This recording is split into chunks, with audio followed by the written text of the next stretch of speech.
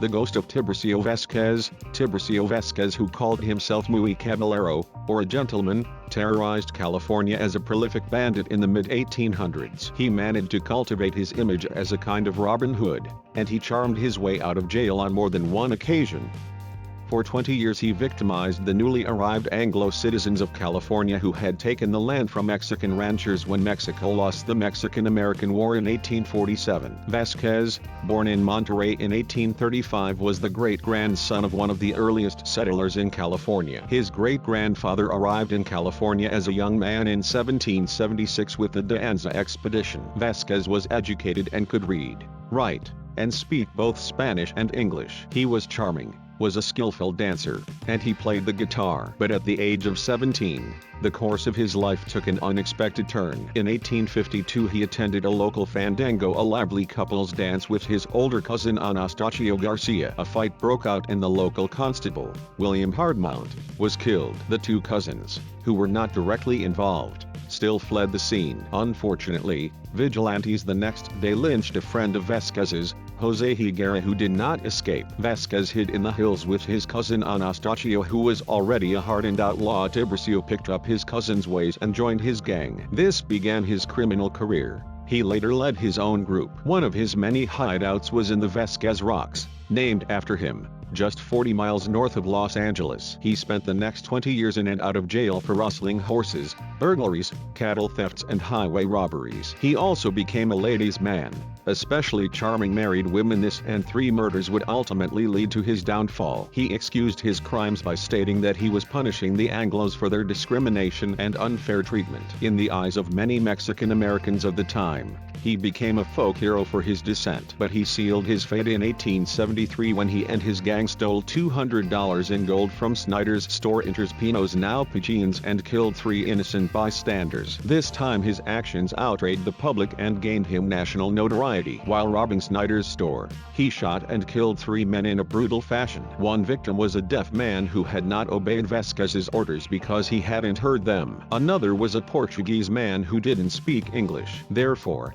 he did not understand Vasquez's commands. The third victim was a hotel keeper, who stood behind a door in the next room. A random bullet Vasquez shot struck and killed him. To assist with his capture, Governor Newton Booth increased the bounty on Vasquez's head several times until it reached $15,000. An incredible sum for the time. In the end, it was one of Vasquez's own gang who helped with his capture. Tiburcio's group hid out for 6 months after the Tres Pinos robbery. During this time, one of his members, Abdin Leva, turned himself into the authorities. It turns out Vasquez had been sleeping with Leva's wife, so out of jealousy Leva became a state witness, and for his cooperation and testimony, he received amnesty. Tiburcio Vasquez was captured 9 months after the murders and was taken to Monterrey jail, where he still received the attention of adoring women. He was tried and convicted, and in March of 1875, he was hanged. Vasquez's ghost is seen at the old Monterrey jail where he was held while awaiting his trial. This sand-colored building made out of granite was built in the 1850s. No one ever escaped from this 6-cell jail. It was in use for over 150 years. Today it is a museum. Several surprised visitors have encountered Tiburcio Vasquez's spirit. He is seen strolling nonchalantly along the corridor,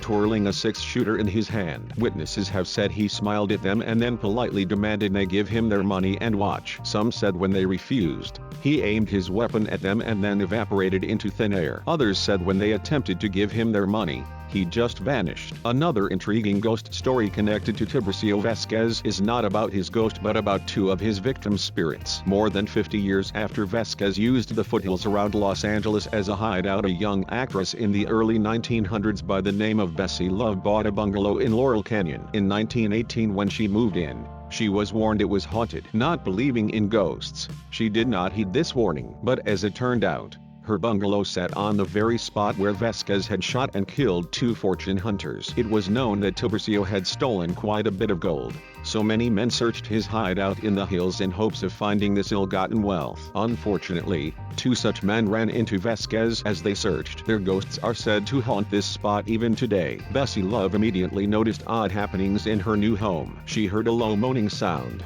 and the doors opened and shut on their own. One electrical problem after another plagued her home, At first, she tried to ignore this activity, but then things became worse. She began hearing men's voices when she was alone, and there was a pronounced cold spot in her living room. In the spring of 1923, a good friend of hers came to stay at her house. The two made up the sofa for the friend to sleep on, but the first night her friend rushed into her bedroom screaming. She had awoken to the sounds of a man's voice, and when she looked around, she spotted a ghost walking through one of the living room's walls. She described how this ghost had paused, taken off what appeared to be a cowboy hat, and then, not noticing her, he walked past the sofa and walked toward the kitchen. For the rest of the night, the two women were afraid to go back to sleep. It had been 5 years since Love had moved in, but this was the last straw for her. She packed her things and moved out. In the following years, the bungalow remained unoccupied until a family bought the house intending to renovate the building, but they mysteriously moved out, leaving the work they started unfinished. In the early 1990s,